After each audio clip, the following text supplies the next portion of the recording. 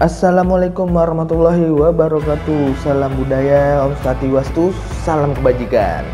Hari ini kita akan membahas kerajaan Hindu-Buddha di Indonesia. Nah, kerajaan Hindu-Buddha ini sangat menghiasi Indonesia khususnya karena setelah adanya agama Hindu-Buddha yang berasal dari India, khususnya di Sungai Gangga dan Sungai Indus, kita memiliki kebudayaan-kebudayaan yang bercorak Hindu-Buddha, baik dari segi bangunan, kesastraan, pemerintahan, bahkan ke seni rupa. Nah, ini adalah menghiasi keberagaman kekayaan Indonesia terkait dengan budaya. Nah, kita ketahui bersama proses masuknya dan perkembangan agama Hindu-Buddha di Indonesia khususnya itu ada 5 teori, dari teori Brahmana sampai ke teori arus balik. Kalian lebih cenderung ke teori mana? Nah, negara-negara atau kerajaan-kerajaan Hindu-Buddha yaitu berasal dari kerajaan pertama itu adalah kerajaan tertua di Hindu-Buddha khususnya di Indonesia, itu adalah kerajaan Kutai yang berdiri pada abad keempat. Nah, ada kerajaan Mataram kuno, ada Tarumanegara, Sriwijaya, Kediri, sampai kerajaan Bali. Kita akan bahas satu persatu dari kerajaan-kerajaan tersebut. Kita awali dengan kerajaan Kutai Kartanegara, yaitu Kutai Kartanegara yang terletak di Kalimantan Timur, dan hari ini isu terhotnya adalah ingin menjadikan ibu kota dekat Samarinda dengan Kutai, yang akan menghabiskan 466 triliun. Tapi kita akan ngebahas itu, nanti ada tukang bakso lewat. Kita lanjutkan. Kutai Kartanegara ini letaknya sangat strategis karena terletak di Sungai Mahakam, yaitu jalur perdagangan sutra pada kala itu. Nah, bila melihat silsilah kerajaan Kutai khususnya, yaitu berasal dari kerajaan Kudungga, raja pertama Kutai. Nah, dilanjutkan Asmawarman dan Mulawarman. Nah, adapun bukti peninggalan kerajaan Kutai Kartanegara adalah kerajaan Kutai merupakan kerajaan Hindu yang pertama kali berdiri di Indonesia setelah perkembangan pengaruh dari India. Hal ini berdasarkan prasasti Yupa yang ditemukan di daerah di Kutai sejak tahun 400 Masehi di Kalimantan Timur. Nah, prasasti Yupa ini menceritakan tentang Raja Mulawarman yang sangat dermawan, memberikan sumbangan kepada kaum Brahmana berupa sapi sebanyak 20 ekor sapi sebagai penyembahan dewanya. Nah, ini adalah prasasti Yupa. Sumber informasi ini adalah bukti peninggalan kerajaan Kutai khususnya yang berdiri pada abad keempat. Sebenarnya namanya dicatat dalam Yupa karena kedermawanannya menyediakan 20 ekor lembu atau sapi kepada Brahmana.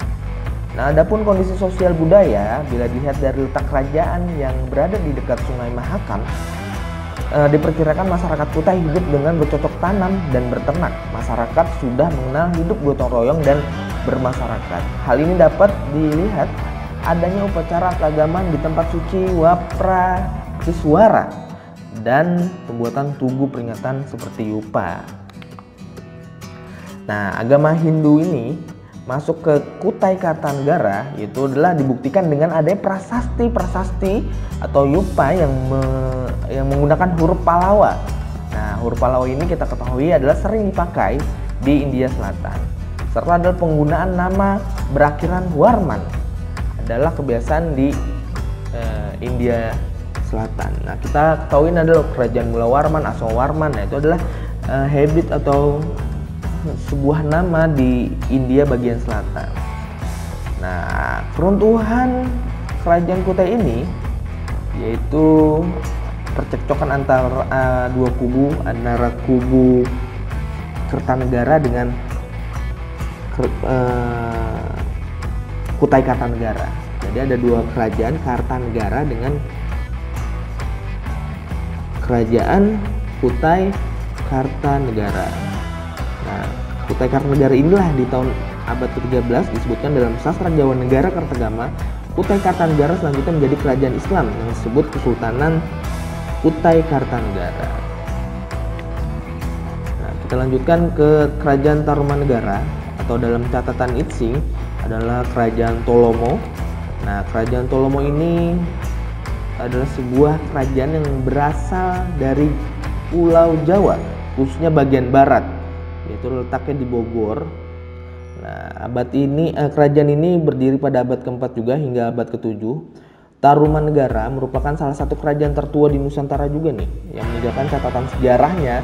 Dalam catatan sejarahnya, peninggalan artefak di lokasi kerajaan terlihat bahwa pada saat itu kerajaan Tarumanegara adalah kerajaan Hindu beraliran Wisnu. Nah, ini adalah beberapa bukti atau sumber sejarah kerajaan Tarumanegara. Ada Prasasti Cianten, Muara Cianten, Kebun Kopi, Prasasti Jambu, ada Prasasti Tugu. Nah, ini adalah prasasti Tarumanegara sebagai bukti adanya kerajaan Tarumanegara atau Tolomo dalam catatan Itsing.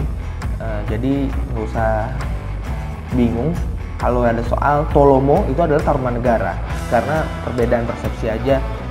Tolomo adalah berasal dari bahasa Mandarin atau perjalanan seorang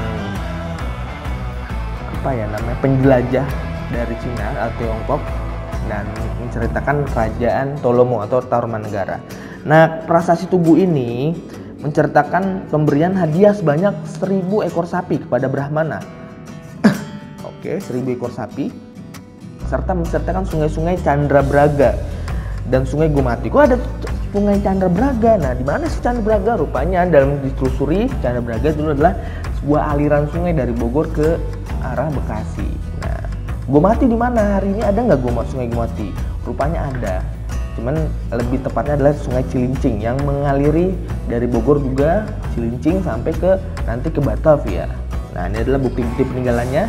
Ada Prasasti Jambu, Prasasti Cidanghiang, Cianten. Nah, kalau kalian main ke Bogor, nah sempatkan melihat prasasti-prasasti tersebut karena masih ada. Dan Prasasti Kebun Kopi. Kenapa sih nama-namanya kok ada Kebun Kopi Cianten? Nah, itu adalah sebenarnya lokasinya ya, yang berada di suatu sumber daya alam yang di lingkungan sekitar yang ada. Nah, sampai kebun kopi, nah itu karena memang ada kebun kopi di situ. Bahkan Belanda pun mengakui kopi terbaik di dunia adalah Java Coffee yang berada di kebun kopi.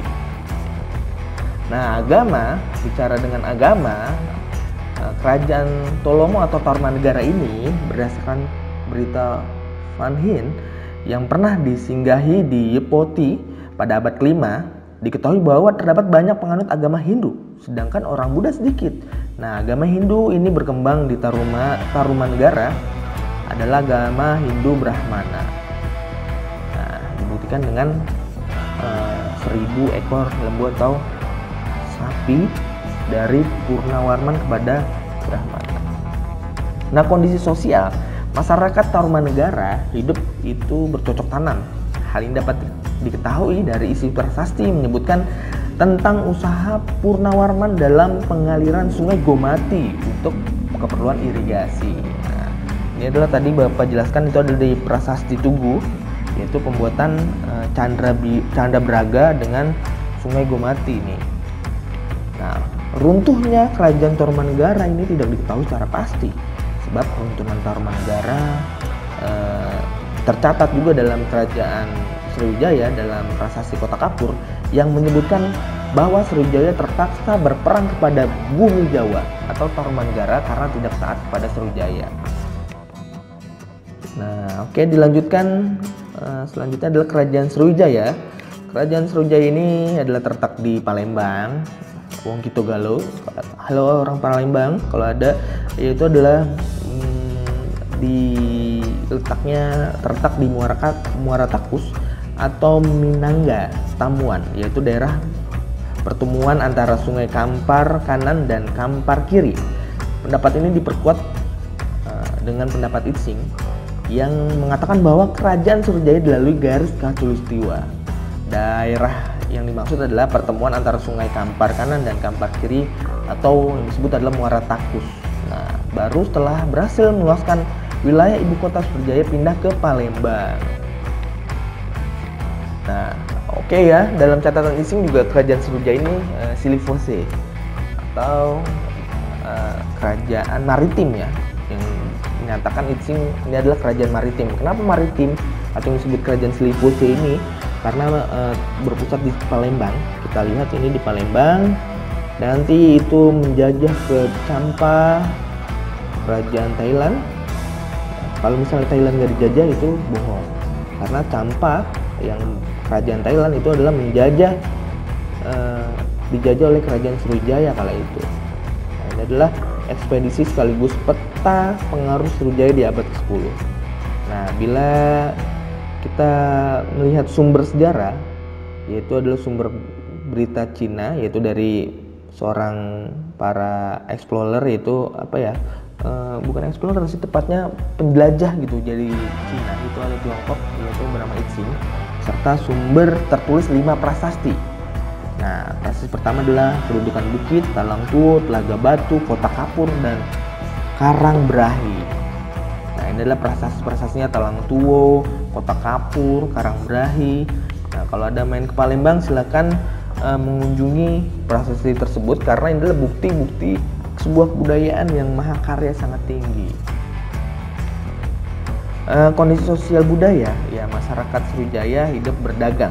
Kenapa berdagang? Karena hilir mudik, jalur perdagangan Sriwijaya itu sangat strategis letaknya. Bahkan pajak pada zaman kerajaan Sriwijaya adalah sangat menghidupi masyarakatnya gitu, karena dengan hilir mudiknya pesawat, kapal sebagai pengangkut barang, ini menjadi pemasukan kerajaan Sriwijaya kala itu. Nah, masyarakat Sriwijaya itu berdagang, kondisinya sangat baik dan menguntungkan. Ini menyebab Sriwijaya menjadi pusat perdagangan nasional kala itu dan pusat perdagangan di Asia Tenggara, sebagai pusat perdagangan yang memiliki banyak pemasukan dari bea cukai barang. Nah, ini yang Bapak bilang pajak, bea cukai keluar masuk kapal, hasil keuntungannya perdagangan Sriwijaya dan upeti daerah taklukan. Nah, kerajaan Sriwijaya ini runtuh nanti ketika bandar Sriwijaya semakin lama letaknya semakin jauh dari pantai. Adanya ekspedisi Pamalayu dan Singosari, serangan Kubilai Khan, persaingan dengan Islam, serta harga barang di Sriwijaya dan bea cukai di Sriwijaya semakin mahal akibat serangan Majapahit di abad ke-13. Kerajaan Mataram kuno. Nah, kita lanjutkan. Kerajaan Mataram kuno ini terletak di Jawa Tengah bagian utara yang dipimpin oleh dinasti Sanjaya, dan Jawa Tengah bagian selatan dinasti Salendra. Nah, Mataram kuno ini unik nih, karena ibu kotanya ada 2 dan alirannya juga 2, dinasti Sanjaya dan Salendra. Nah, dinasti Salendra tuh abad ke-8 Masehi. Pada abad tersebut di Jawa Tengah bagian selatan muncul dinasti baru, yaitu dinasti Salendra. Dinasti ini akhirnya berhasil mendesak dinasti Sanjaya ketika dinasti Sanjaya diperintahkan oleh Panangkaran. Nah, ini kita lihat nih, dinasti Salendra ada Banu sampai Pramodyawardhani. Nah, kalau bicara kerajaan Mataram kuno, ini sangat unik karena masyarakatnya adalah bercocok tanam atau agraris tepatnya. Nah, kerajaan Kediri dilanjutkan. Kerajaan Kediri itu adalah terletak di Jawa Timur. Peristiwa berdirinya kerajaan Kediri adalah dikisahkan dalam kitab Bharatayuddha yang digubah oleh Empu Sendah dan Empu Penulu. Nah, Raja Kediri terakhir adalah kerajaan Kertajaya pada abad ke-12. Raja ini terlibat perselisihan dengan para Brahmana, karena para Brahmana diperintahkan untuk menyembah kepadanya. Para Brahmana kemudian mencari perlindungan kepada Ken Arok yang waktu itu juga bersisih kepada Kertajaya karena tidak mengakui Ken Arok sebagai sebagai pemimpinan, atau kesempatan ini dimanfaatkan oleh Ken Arok untuk memberontak. Nah, akhirnya pada tahun 1922 Ken Arok berhasil mengalahkan Kertajaya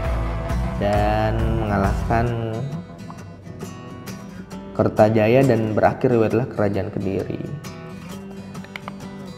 Nah, dilanjutkan Kerajaan Singosari. Singosari ini berasal di Jawa Timur khususnya. Kerajaan Singosari ini runtuh karena serangan Jayakatwang, raja bawahan Kertanegara tahun 1292. Waktu itu Kertanegara dan pembesar lain sedang mengadakan upacara keagamaan, sementara pasukan Singosari sedang mengadakan ekspedisi Pamalayu, sehingga dengan mengubah Singosari dikuasai musuh. Kertanegara wafat dan dimakamkan di Candi Jawi sebagai Siwat Buddha. Oke, dilanjutkan Kerajaan Bali. Nah, Kerajaan Bali ini unik karena masih di Pulau Jawa. Pendirinya adalah Raja Sriksari sampai nanti di Raja Udayana yang menjadi nama kampus ternama dan negeri di Bali, Kampus Udayana. Nah, keadaan sosial ekonomi masyarakat Bali hidup di cara bercocok tanam dan berdagang. Mereka punya kebiasaan apabila meninggal, mayatnya dihiasi dengan emas dan diberi wangi-wangian lalu dibakar. Nah, atau yang dikenal ngaben. Nah, Kerajaan Pajajaran. Kita lanjutkan Kerajaan Pajajaran itu adalah pendirinya Sri Baya Bupati sampai nanti di Sri Prabu Niskala. Nah, ini adalah beberapa silsilah Kerajaan Pajajaran. Nah, Kerajaan Pajajaran ini memiliki agama yang dianut oleh Pajajaran adalah Hindu Waisanama, yaitu dapat dilihat dari nama Raja Pajajaran yang menggunakan gelar Winomurti. Nah, keadaan sosial ekonomi masyarakat adalah Kerajaan Sunda ini memiliki 6 pelabuhan, yaitu Banten, Pontang, Cigede, Tamgara, Kelapa, dan Cimanuk yang berada di Sukabumi. Nah, melalui 6 kerajaan inilah masyarakat Banten melalui kegiatan perdagangan dan pelayaran dengan daerah-daerah lain untuk melakukan ekspansi atau menyebarkan luas Kerajaan Pajajaran. Nah, Kerajaan Majapahit. Kita lanjutkan Kerajaan Majapahit. Kerajaan Majapahit itu pendiri adalah Raden Wijaya, nanti runtuh di Wikramardana. Nah, raja pendirinya Raden Wijaya. Nah, ini adalah silsilah secara gamblang. Raden Wijaya memiliki istri 4.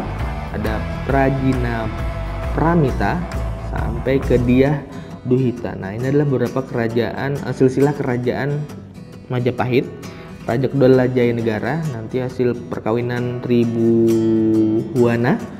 Nanti raja ketiga adalah Tribuhana Wijayatungga Dewi.